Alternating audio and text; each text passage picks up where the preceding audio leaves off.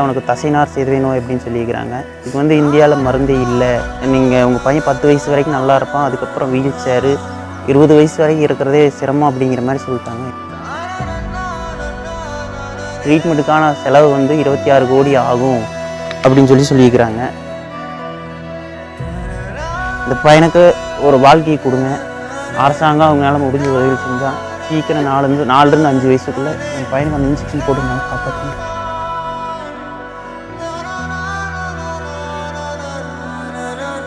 பொள்ளாச்சி கிட்ட செம்மண்ணாம்பதி அப்படின்ற கிராமத்தை சேர்ந்தவங்க தான் விஜய் திவ்யா தம்பதியினர். தன்னுடைய வாழ்வாதாரத்துக்காக விவசாயம் செஞ்சுட்டு இருக்க இவங்களுக்கு உதயதீரன் அப்படின்ற 4 வயது மகனும் இருக்காங்க.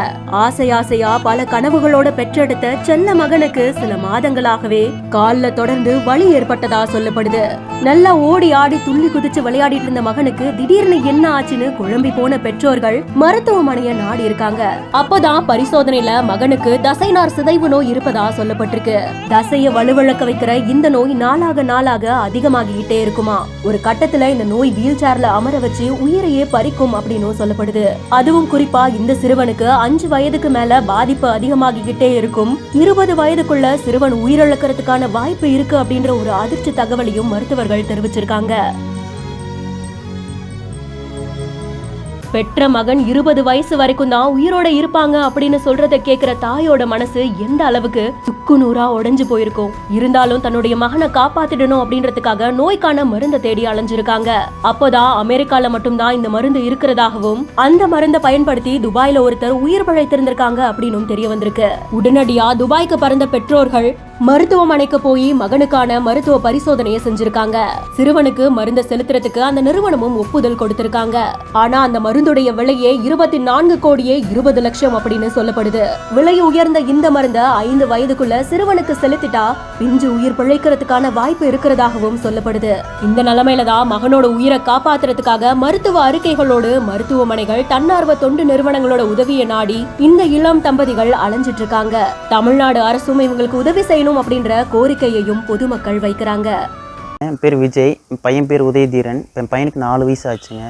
பையன் 3 வயசு வரைக்கும் நல்லா தான் இருந்தான். இப்போ சில மாற்றங்கள் அவங்ககிட்ட இருந்ததுனால நாங்கள் ஹாஸ்பிட்டல் போய் செக் பண்ணாங்க. செக் பண்ணதில் அவனுக்கு தசைநார் சிதைவு நோய் அப்படின்னு சொல்லியிருக்கிறாங்க. இது வந்து இந்தியாவில் மருந்தே இல்லை, எங்கேயுமே கிடைக்காது. நீங்கள் உங்கள் பையன் 10 வயசு வரைக்கும் நல்லா இருப்பான், அதுக்கப்புறம் வீல் சேரு 20 வயசு வரைக்கும் இருக்கிறதே சிரமம் அப்படிங்கிற மாதிரி சொல்லிட்டாங்க. இருக்கிற வரைக்கும் நல்லபடியாக பார்த்துங்க அப்படிங்கிற மாதிரி ஹாஸ்பிட்டல் சொல்லிட்டாங்க.